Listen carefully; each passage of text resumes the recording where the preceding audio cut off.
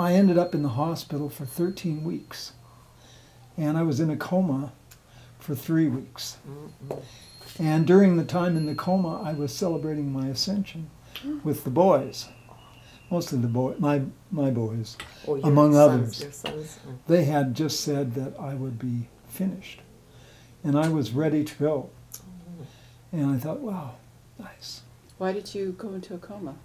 I was diagnosed with, I had a diverticulitis tumor, and I had a burst appendix. When I was up in Flagstaff. Blessings, many blessings. If I'd have been down here, I probably would have gone to Cottonwood and I would have died in their operating room. Because they really don't know what they're doing down there for some reason or other. But anyway, I went to Flag, and I went to a friend to sell a piece of gold. And he said, "Where are you going?" I said, "Oh, we're going to go out here and shop." I couldn't even get out of the car. He said, "No, you're not. You're going to emergency." And Iru was driving, my wife. And I looked at him. I was in total denial. I don't like doctors. I don't like hospitals. I don't do pills. That's right. I don't either. I don't believe in it. I thought I could heal myself. He said, "No, you're going." And I looked at him and I said, "You're right. I'm going. Where is it?" And I went. Within 2 or 3 hours, I was unconscious within an hour of arriving there, and they took out 2/3 of my colon. I was on the table for 5.5 hours, long operation. I ended up with a bag, and they said maybe they could fix me, reconnect my colon, what's left of it, and that's why I'm so horribly skinny. I was losing weight in the beginning of at the end of '96, and this was '97. Well, I died 3 times. Twice before I came out of the coma, and the 3rd time after I came out of the coma. But I was laying there thinking, I was totally having my inner plane experience, which I've done 2 CDs of talking about, among other things. I was done.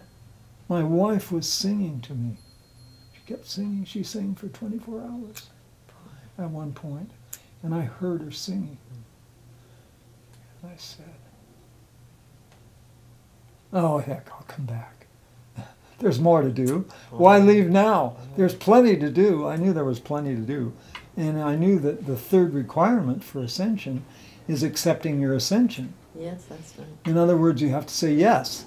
If I say no, and a lot of masters, like, Saint Germain could have had his ascension any time on the planet. Same thing happened to me. He said no. He said no for... That's right. A million. I wouldn't take my ascension. 4 million years. He said, "No, I'll stay. I'll stay. I'll stay." That's right. Well, El Moria came to me. This was the 2nd time this had happened. I blew up. My house blew up with me in it in Washington, and that was one of my indicators that it was time to leave, because El Moria came to me in the hospital and he said, "Are you ready?" I said, "Ready for what?" "Ready to go. You're finished here." And I said, "Well, no, can I stay?" He said, "Well, you can stay, but I don't recommend it." He said, "You may be lifetimes getting back to where you can do it." I said, "Well, you're right, I know that, but I want to stay. I don't feel like the people I'm working with will make it if I don't stay." And I said, "I'll stay." Well, ultimately, there were times when I thought I made the wrong choice, of course. But ultimately I said, "No, I'm coming back." And it was after that the whole Sedona came up, the whole issue of it. And same thing happened in the hospital. I was ready to go, and twice I almost died while I was still unconscious. I was unconscious for 3 weeks.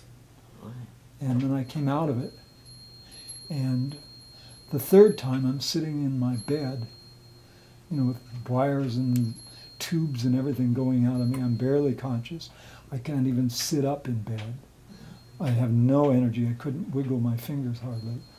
But I'm watching.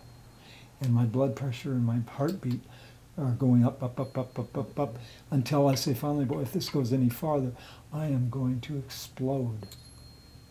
And I started doing, I said, no, I don't want to go now. I don't want to go. I want to stay and work. So I started, stopping that energy with my consciousness. Stopping it, slow me down, slow me down. Finally, it just peaked out, and I began to slow it down, and I finally, I said, okay, there we go. Finally, I said, okay, you're going to live. And I stayed. And then it took me 3 months practically to be able to get out. Well, no food passed my lips, no water, just water internally. They'd put it in a tube and intravenous food. So I got really thin. I was down to 80 pounds. Wow. And I'm still only 92. And they've told me that they want me to be 120 before they'll reconnect me. And I'm saying, well, I probably wouldn't live through it. So I am where I am that I am. And that's what I said.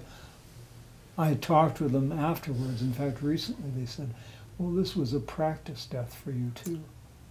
In other words, you got a chance to see what it was like having died, and what loose ends did you leave hanging. So I came back and I started working with my publishing. I've got a publishing company. So I came back and started reorganizing everything because I realized that I was the only one that knew what was going on. That's right. And if somebody walked into my stuff, my wife's Japanese, she doesn't fully understand what's going on. Even though she's very savvy, she doesn't know the ins and outs of what I've done publishing-wise. So I had a lot of work to do to reorganize, and I still am doing that. So anyway, that's why I'm so horribly thin, and that's also why, I don't have any energy to go hiking the rocks.